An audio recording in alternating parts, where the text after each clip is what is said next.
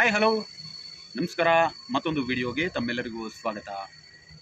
Of helmet ಹಾಕ್ಕೊಂಡು ಬೆಂಗಳೂರಿನಲ್ಲಿ ದ್ವಿಚಕ್ರ ವಾಹನ ಸಾರಿಗೆ ಸೇವೆಯನ್ನು ಕೊಟ್ಟರೆ ಕಂಪ್ಲೇಂಟ್ ಆಗುತ್ತಾ? ಆಫ್ ಹೆಲ್ಮೆಟ್ ಹಾಕ್ಕೊಂಡು ನನ್ನ ಗೆಳೆಯನೊಬ್ಬ ಬೆಂಗಳೂರು ತುಂಬ ಓಡಾಡಿದ್ದಾನೆ. ಅವನಿಗೆ 7 ಕೇಸ್ಗಳು ಬಿದ್ದಿದೆ. ನೀವು ಆಫ್ ಹೆಲ್ಮೆಟ್ ಹಾಕ್ಕೊಂಡ್ರೆ ಹಾಗಾಗುತ್ತೆ ಹೀಗಾಗುತ್ತೆ ಅಂತ ಹೇಳಿ ಬೈಕ್ ಟ್ಯಾಕ್ಸಿಯನ್ನು ಮಾಡುವಂತಹ ಚಾಲಕರುಗಳನ್ನ ಹೀಯಾಳಿಸ್ತಾ ಕುಳಿತಿರ್ತಕ್ಕಂಥ ಒಬ್ಬ ಯೂಟ್ಯೂಬರ್.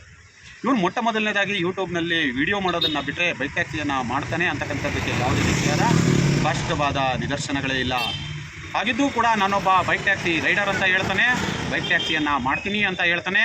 ಬೈಕ್ ಟ್ಯಾಕ್ಸಿ ಮಾಡುವಂತಹ ಎಲ್ಲ ಚಾಲಕರುಗಳನ್ನೇ ಟಾರ್ಗೆಟ್ ಮಾಡಿರ್ತಕ್ಕಂಥ ಇಂತಹ ಒಬ್ಬ ಯೂಟ್ಯೂಬರ್ ನಿಮ್ಗಳಿಗೆ ಒಂದು ಮಕ್ಕರ್ ಟೋಪಿ ಹಾಕುವಂತಹ ಕೆಲಸ ಕಾರ್ಯಗಳನ್ನ ಮಾಡ್ತಾ ಇದ್ದಾನೆ. ಆಫ್ ಹೆಲ್ಮೆಟ್ ಹಾಕ್ಕೊಂಡ್ರೆ ದಂಡ ಹಾಕ್ತೀವಿ ಅಂತ ಯಾವ ರಾಜ್ಯ ಸರ್ಕಾರದ ನೋಟಿಫಿಕೇಶನ್ ಕೂಡ ಬಂದಿಲ್ಲ. ಯಾವುದೇ ಸಾರಿಗೆ ಇಲಾಖೆಯಿಂದ ನಿರ್ದೇಶನಗಳು ಕೂಡ ಬಂದಿಲ್ಲ. ಯಾವುದೇ ಸರ್ಕಾರದ ಅಧಿಕೃತ ಮಾಹಿತಿ ಇಲ್ಲ. ಹೀಗಿದ್ದೂ ಕೂಡ ಬೈಕ್ ಟ್ಯಾಕ್ಸಿಯನ್ನು ಬಳಸುವವರು ಆಫ್ ಹೆಲ್ಮೆಟ್ ಹಾಕ್ಕೊಂಡ್ರೆ ದಂಡ ಹಾಕ್ತಾರೆ ಅಂತಕ್ಕಂತಹ ವಿಚಾರವಾಗಿ ವಿಡಿಯೋದಲ್ಲಿ ಪುಂಖವಾಗಿ ಪುಂಗುತ್ತಿರುವಂತಹ ಅವನೇ ನಮ್ಮ ಅರುಣೋದಯದ ಅರುಣನೊಬ್ಬ ಪುಂಖವಾಗಿ ಪುಂಗುತ್ತಾ ಕೂತಿದ್ದಾನೆ. ಆಫ್ ಹೆಲ್ಮೆಟ್ ಹಾಕ್ಕೊಂಡ್ರೆ ಕೇಸ್ ಆಗುತ್ತೆ ಅಂತ.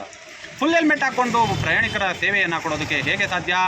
ಯಾಕೆ ಅಂದರೆ ಫುಲ್ ಹೆಲ್ಮೆಟ್ ಹಾಕ್ಕೊಂಡ್ರೆ ಮಹಿಳೆಯರ ಡ್ಯಾಂಡ್ರಫ್ನ ತೊಂದರೆ ಬರ್ಬೋದು, ಸ್ಕಿನ್ ಅಲರ್ಜಿ ಬರ್ಬೋದು, ಹಾಗೆ ಹೆಲ್ಮೆಟ್ಗೆ ಸಂಬಂಧಪಟ್ಟ ಹಲವಾರು ಕೇಸ್ಗಳು ಬರ್ಬೋದು. ಎಲ್ಲದಕ್ಕಿಂತ ಮುಖ್ಯವಾಗಿ ಕ್ಯಾನ್ಸರ್ನಂತಹ ಭಯಾನಕ ಕಾಯಿಲೆ ಕೂಡ ಬರ್ಬೋದು.